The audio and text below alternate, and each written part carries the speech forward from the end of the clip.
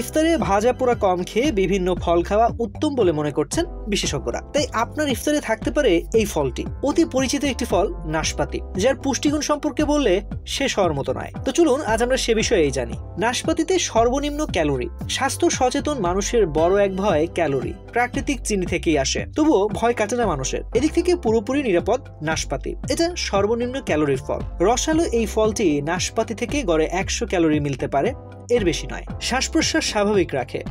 চীনে ফুসফুসের চিকিৎসায় নাশপাতি ব্যবহৃত হয়। নাশপাতির জুস গলা পিচ্ছিল করে, কফ এবং ভাইরাল সংক্রমণ কমায়। অনেকেই মনে করেন গ্রীষ্মে প্রচন্ড গরমে ফুসফুসে কফ জমে, ফলে নিঃশ্বাস নিতে সমস্যা হয়।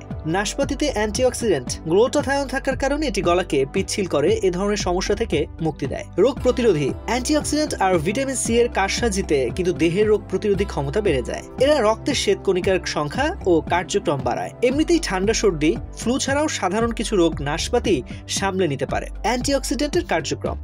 অন্যান্য ফলের মতো নাশপাতিও অ্যান্টিঅক্সিডেন্টে ভরপুর। এই উপাদানের উপকারিতার কথা নতুন করে বলার কিছু নেই। বিভিন্ন রোগের আক্রমণ ঠেকাতে দেহকে শক্তিশালী করে তোলে। প্রয়োজনীয় খনিজের ঘাটতি মেটাতে। যাদের দেহে প্রয়োজনীয় খনিজের ঘাটতি রয়েছে তারা নাশপাতির শরণাপন্ন হতে পারেন। কপার ও আয়রনের জন্য এই ফল আপনার দেহের জন্য খুবই উপকারী। হাড়ের স্বাস্থ্য। উচ্চমাত্রার খনিজের তালিকায় রয়েছে ম্যাগনেসিয়াম, ফসফরাস, ক্যালসিয়াম আর কপার। এসব উপাদান হাড়ের খনিজ হারানো রোধ করে, হাড়ের স্বাস্থ্যের যত্ন নেয়।